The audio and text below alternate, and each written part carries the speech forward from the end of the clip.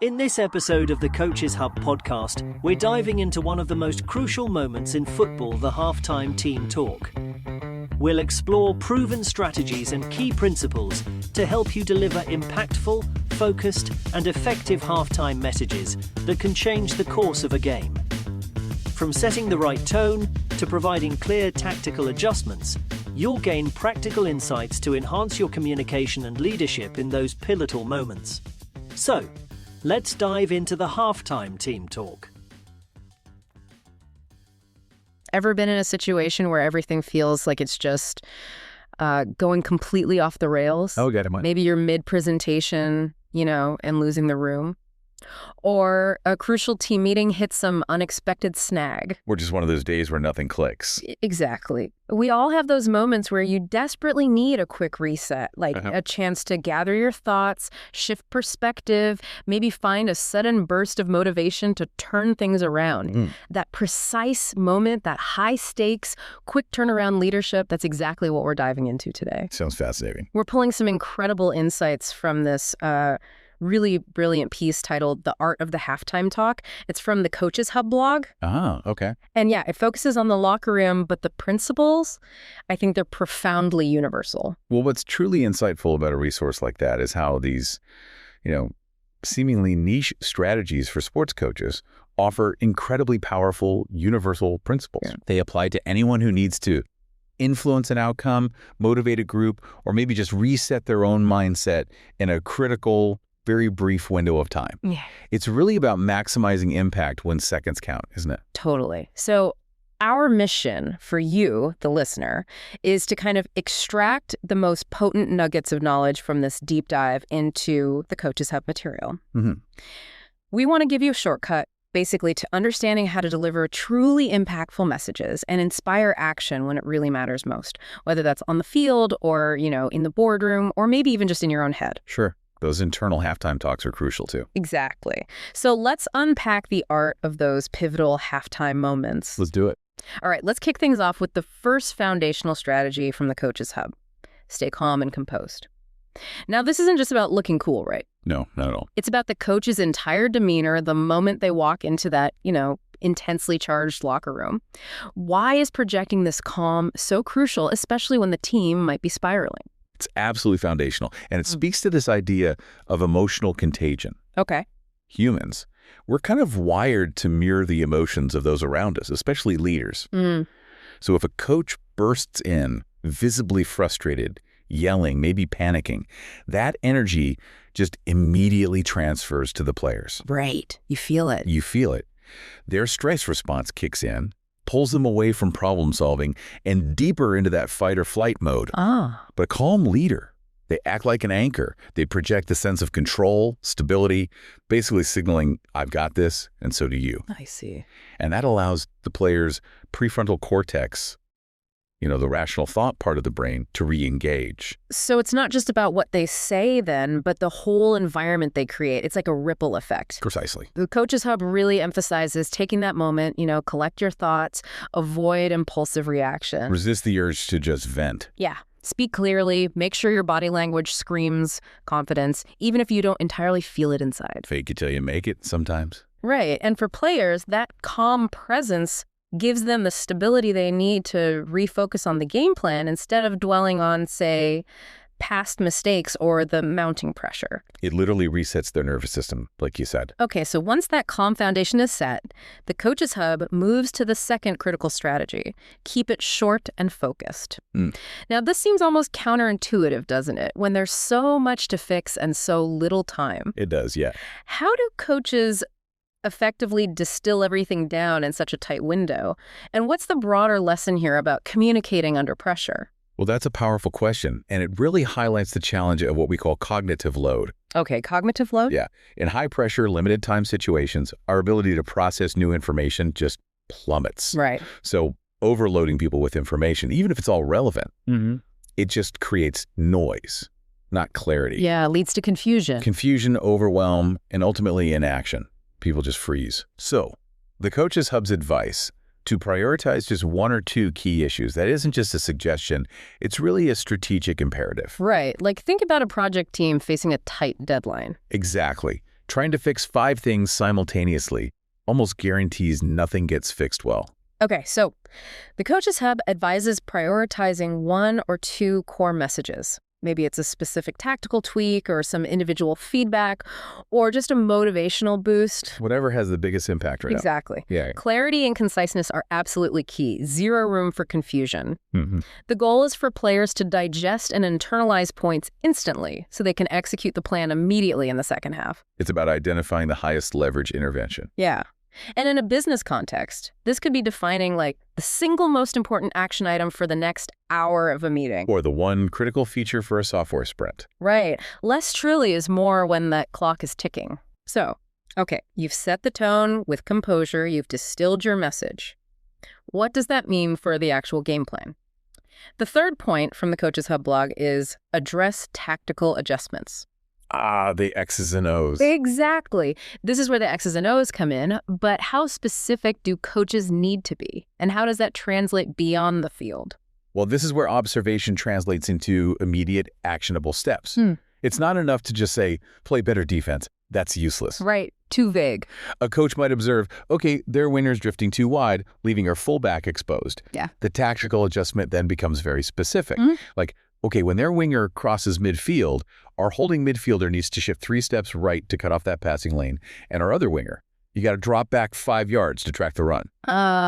Okay. That level of detail. That level of specificity removes the ambiguity. It's about providing clear, precise instruction on how to play differently, not just pointing out what went wrong. And in a business context. It's the difference between saying, improve our customer service, and saying, okay, team, when a customer emails an issue, respond within 2 hours, and use a personalized solution, not a template. Got it.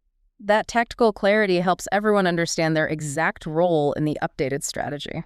Precisely. And the Coaches Hub suggests using visual aids if necessary, a whiteboard, maybe a tablet. Yeah, whatever works to make it clear. To explain those positional changes, movement patterns, strategic shifts, the coach needs to be crystal clear about what needs to change and, crucially, why. The why is important. Helps with buy-in. Ensures players understand their individual and collective roles. So for players, this means knowing exactly how their behavior should change. Should they press higher, cover more ground, make different runs? Removes ambiguity, gives them a clear path forward. Right. Now, even if things haven't gone perfectly, maybe you're down by a few goals, the Coaches Hub blog emphasizes that coaches need to highlight positives. This can feel tough. It might seem counterintuitive if you're losing, right? But it's crucial. Why is it so vital to focus on what is working when the scoreboard is screaming otherwise? Well, it taps into things like self-efficacy and fostering a growth mindset. Okay. When you're struggling, morale is often the first casualty. If a coach only focuses on mistakes, players start to believe they're just incapable. Yeah, they deflate. Exactly. But acknowledging individual efforts, specific moments of skill, or even small team successes like, say, a well-executed pass that didn't lead to a goal but showed good communication, that boosts morale. It reinforces what they can do. It shifts the focus from perceived failure to the potential for improvement. It's about reframing then. Totally reframing. Even in like a failing product launch, you can highlight the strengths of the marketing materials or the resilience the team showed. Those are critical assets for the next try. Good point. This isn't about ignoring problems, not at all. It's about building the psychological capital needed to tackle them. Exactly. The Coaches Hub notes that positive feedback shows players their hard work is recognized. It reinforces the idea that the team is on the right track, they are capable of making improvements. Maintains morale, even when the scoreline isn't great. It's a powerful reminder that focusing on what is working, even amidst challenges, can be a crucial motivator. It lays the groundwork for a comeback. Absolutely. Build on the strengths. Okay, building on that ability to reframe and highlight strengths, the fifth strategy from the Coaches Hub is to set clear, achievable goals for the second half. Right. Not just pie-in-the-sky stuff. Exactly. And this isn't just about vague aspirations, is it? It's about something very specific. Yeah, it's about making goals realistic and tangible within that limited time frame. Setting vague or unattainable goals can be just as demoralizing as setting none at all. The key is asking what's truly possible now in the next period of play. So the Coaches Hub really hones in on specific, simple, and impactful goals. Exactly. For a football team, it could be, let's get 3 shots on goal in the next 10 minutes, or maybe win 70% of our defensive headers. Okay, very concrete. Very concrete. Right. These aren't about winning the entire game yet necessarily. Yeah. It's about creating small, achievable wins that build momentum and confidence. Right. Think of it like breaking a massive, overwhelming challenge into bite-sized, manageable chunks. Each mini goal is a stepping stone. So these goals should be specific, simple, impactful, giving players something concrete to focus on immediately. Within their immediate control. Examples like improving passing accuracy by X%, maintaining a specific defensive shape, getting more shots on goal. Things they can actually do. And for the players, these clear goals provide that vital sense of purpose and direction, helps them stay focused, engaged throughout the second half, rather than feeling overwhelmed by the whole game. Or the whole project, yeah. Okay, so beyond the X's and O's, the tactics, the goals, there's the critical element of emotion. Yeah. The Coach's Hub explains the importance of motivate and inspire. This is where the coach really taps into the team's inner drive. But how do you do that authentically in such a short window? Is it just a pep talk, or is it something deeper? Oh, it's absolutely deeper than just a pep talk, or at least it should be. Okay. It's about tapping into that intrinsic motivation, resilience, regardless of the immediate results. Right. It's about reigniting passion and determination by connecting back to a shared purpose. Mm-hmm. Why are we here? What are we trying to achieve together? A great motivational talk isn't necessarily about yelling. It's about reminding individuals in the group why they're doing what they're doing. Right. Whether it's winning a game, launching a product, serving a community, whatever it is, it validates their effort, reminds them of their potential, and maybe paints a picture of what they can achieve if they dig deep. It might be a simple story, a reminder of past successes, maybe a challenge to their competitive spirit. It inspires belief in their collective ability to change the narrative. So the Coach's Hub advises using motivational language to encourage players to stay focused on performance rather than just the result. Yes. Control the controllable. Reminding them of the effort they've put in during training, the importance of teamwork, the potential to turn the game around. That can be incredibly powerful. It really can. A motivating talk can ignite that passion and determination, inspire them to give their absolute best effort, especially when facing adversity. It's about belief. It's about recharging their emotional batteries so they can truly push forward. Okay, this leads directly into the 7th point from the Coach's Hub. Encourage team unity. Crucial. Because even the most talented individuals won't succeed if they're not working together, right? Yep. Especially when the chips are down. Absolutely not. Silos kill teams. So how do coaches effectively reinforce this crucial element of cohesion in, maybe 15 minutes? Well, when a team is struggling or feeling disjointed, reinforcing the power of collaboration, communication, mutual support, that becomes incredibly vital. Think about a complex problem at work. If everyone's just focused on their individual task without talking, things fall through the cracks. You're bound to miss critical dependencies. In sports, it's about shifting focus from individual struggles like, oh man, I missed that pass, to collective strength. Okay, we need to cover for each other. Coaches will often use phrases that emphasize us and we, highlighting shared responsibility, shared destiny. Wait. It's about active listening, supporting a teammate who made an error, communicating constantly on the field, all that builds trust. And trust is the bedrock. It's the bedrock of any high-performing unit, under pressure or not. So the Coach's Hub stresses that a unified team is almost always more effective. Coaches should actively encourage players. Stay connected, communicate, support each other on and off the field. For players, this strengthens those bonds, leads to more cohesive performance, helps them support one another through challenging moments, remembering they're truly in this together. Yeah, you win together, you lose together. Okay, finally, we come to the last, but certainly not least important, strategy from the Coach's Hub blog. Keep body language positive. The nonverbals, huge. We talk so much about words, but how much of the message is actually conveyed without saying a single thing? Especially for a leader in a high-pressure moment. It's astounding how much, really. Study after study shows a huge percentage of communication is nonverbal. Wow. Your energy, your stance, your facial expressions, they can be mirrored by those you lead. They become this powerful, unspoken endorsement or detractor of your words. So if a coach is telling the team they can win, but their shoulders are slumped, or they're avoiding eye contact, the team picks up on that disconnect. Immediately, Okay. unconsciously. It creates what psychologists call cognitive dissonance. The words say one thing, the body says another. And the body usually wins. The body usually wins. Yeah. But positive body language, standing tall, making direct eye contact, maybe even a slight smile or nod of encouragement that reinforces the spoken message with authentic belief. It's the final visual cue that says, we've got this, and I genuinely believe in you. So the Coaches Hub emphasizes, coaches' body language should be positive, energetic, confident. Project Confidence. Stand tall, make consistent eye contact, use an enthusiastic tone. It all influences how players feel and whether they truly believe in their ability to succeed in that second half.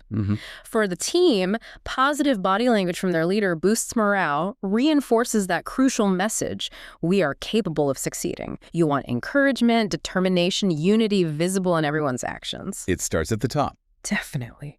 So what does all this mean for you listening? The art of the halftime talk, as the Coaches Hub illuminates it. It's really a delicate balance, isn't it? It really is. Tactical insight, motivational energy, incredibly clear communication, all delivered under intense time pressure. Yeah. It's about recognizing that these brief, intense moments can genuinely be the difference between victory and defeat, or maybe just a much better second half. And it's not just for sports, as we've talked about. Not at all. Think about those moments in your own life, your own work, where you need to hit reset, deliver a critical message, maybe re-energize a group. What's your equivalent of a halftime talk?